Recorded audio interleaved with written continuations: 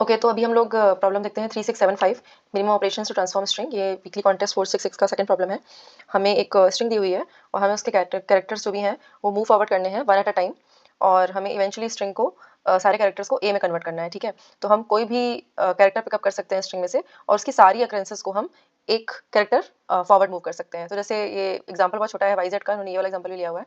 तो let's take this example LeetCode. तो यहाँ पे जैसे हम ई कैरेक्टर पिकअप कर सकते हैं, तो जितने भी ई हैं यहाँ पे this one this one this one, उसको हम एक नेक्स्ट कैरेक्टर से रिप्लेस कर सकते हैं। तो यहाँ पे ई को हम लोग एफ से रिप्लेस कर सकते हैं, राइट। यहाँ पे डी को ई से रिप्लेस कर सकते हैं।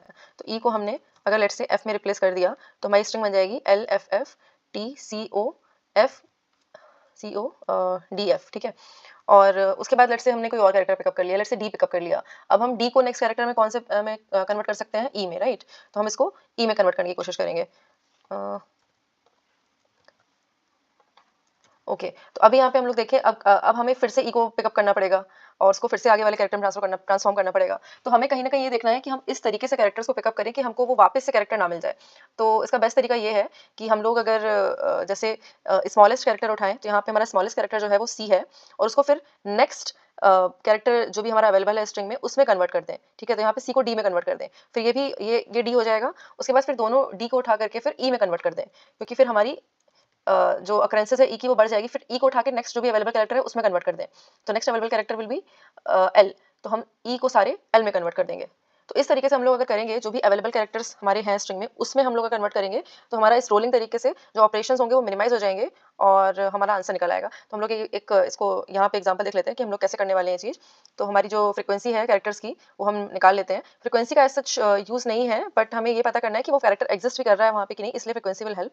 तो ये फ्रीक्वेंसी निकाल लिए सारे कैरेक्टर्स की, और ये इनके इंडेक्स हैं अल्फाबेटिकली। तो C विल बी 0 1 2 ABC में ऐसे आएगा, और ये T will be at the 19th index, और Z विल बी 25, और A को मैंने फिर से 26 ले लिया है क्योंकि this is a circular thing. और उसके बाद ये देख लेते हैं कि C को D में कन्वर्ट करने के लिए, नेक्स्ट कैरेक्टर में कन्वर्ट करने के लिए हमें सिर्फ एक हॉप चाहिए, राइट। और फिर जब C कन्वर्ट हो जाएगा D में, तो फिर हम उसको और D को दोनों को मिला करके नेक्स्ट एक ऑपरेशन में E में कन्वर्ट कर सकते हैं। तो next operation will be this. तो ये डिफरेंस जो है इंडेक्सेस का वो निकाल रहे हैं हम लोग, जो हमारे अवेलेबल कैरेक्टर्स हैं स्ट्रिंग में। उसके बाद 7 को जो है ये E को जो है हम लोग एल में कन्वर्ट कर देंगे। तो यहाँ पे 7 हॉप्स लगेंगे हमारे, और फिर एल को ओ में, ओ को टी में, फिर बाकी सारे जितने टी हैं उसको डायरेक्टली ए में कन्वर्ट कर देंगे। So this is how we will solve this problem. So let's start this. पहले तो फ्रीक्वेंसी निकाल लेते हैं कैरेक्टर्स की 20 26, क्योंकि सारी कैरेक्टर्स लोअर केस हैं तो 26 लेंथ की एरे हमारी सफिशिएंट होगी। और अभी सारे कैरेक्टर्स ले लेते हैं स्ट्रिंग के, आई प्लस प्लस, और कैर निकाल लेते हैं यहाँ पे एस डॉट कैर एट आई। इसके बाद जो फ्रीक्वेंसी है इस कैरेक्टर की ये हम इंक्रीज़ कर देंगे प्लस प्लस। फ्रीक्वेंसी बस निकालने का यही तरीका, मतलब इस आई थिंक फ्रीक्वेंसी निकालने की भी जरूरत नहीं पड़ेगी, अगर हम बस एक बुलियन वेरिएबल भी लेंगे तो उससे भी काम चल जाएगा। We just want to know कि उस पर्टिकुलर इंडेक्स पे वो कैरेक्टर है कि नहीं है, that is all. We don't need the count of it, but ठीक है, लेट्स गो विथ फ्रीक्वेंसी अभी के लिए, इट्स ईजी। तो हमारा जो एरे होगी, फ्रीक्वेंसी एरे को हम लोग लास्ट से ट्रेवर्स करते हुए चलेंगे। पहले जो लास्ट कैरेक्टर आएगा हमारा एरे में, टी आएगा, फिर ओ, फिर एल, फिर ई, ताकि हम फॉरवर्ड की तरफ उसको करते जाएं, कन्वर्ट करते जाएं। तो जो हमारा, हमको सबको इवेंचुअली ए में कन्वर्ट करना है, ठीक है। तो हम जो प्रीवियस वैल्यू है उसको 26 लेके चलेंगे, और टोटल ऑपरेशंस जो हैं इनिशियली हमारे 0 हैं, ये हमारे ऐड ऑन होते जाएंगे।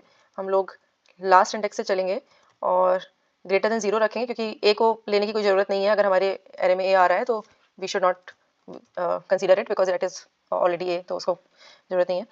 और अगर हमारी फ्रिक्वेंसी जो है इस पर्टिकुलर कैरेक्टर की वो ज़्यादा है, मतलब दैट कैरेक्टर एग्जिस्ट, तो हमको यहाँ पे हॉप्स निकाल लेते हैं कि कितने हॉप्स के बाद ये कैरेक्टर हम ए में कन्वर्ट कर सकते हैं, ठीक है, या फिर नेक्स्ट कैरेक्टर में। तो हमारे 25 लास्ट वाले कैरेक्टर के लिए जो है अभी तो मतलब of course this will be greater than 0, तभी वो लेंगे कैरेक्टर हम। तो जैसे यहाँ पे टी कैरेक्टर लिया है, तो टी के लिए 26 मतलब ए में कन्वर्ट करने के लिए हमें 7 हॉप्स चाहिए, क्योंकि ये हम लोग फॉरवर्ड तरीके से कन्वर्ट कर रहे हैं। तो यहाँ पे हमारा जो हॉप्स हो जाएंगे वो प्रीवियस माइनस आई, जो अभी करंट कैरेक्टर का इंडेक्स है वो। और इसके बाद ऑपरेशंस में हम लोग इसको ऐड करते चलते हैं, क्योंकि इतने हमें ऑपरेशंस लगेंगे फिर। और प्रीवियस जो है वो हमारा अब करंट कैरेक्टर को बना लेते हैं, क्योंकि अब हमें बाकी कैरेक्टर्स को इस कैरेक्टर में हॉप कराना है, ठीक है। और I think this is good, और let's return total number of operations and let's submit it. Oh sorry, I minus minus होगा यहाँ पे, हम लोग वैसे शुरुआत कर रहे हैं। ओके, आई इज इनिशियलाइज भी नहीं किया है। Okay, let's submit.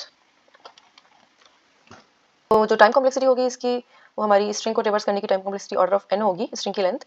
और this is not going to cost an that much, ये कांस्टेंट टाइम कॉम्प्लेक्सिटी होगी हमारी, क्योंकि हम बस 25 टाइम्स इसको रिवर्स कर रहे हैं अरे को।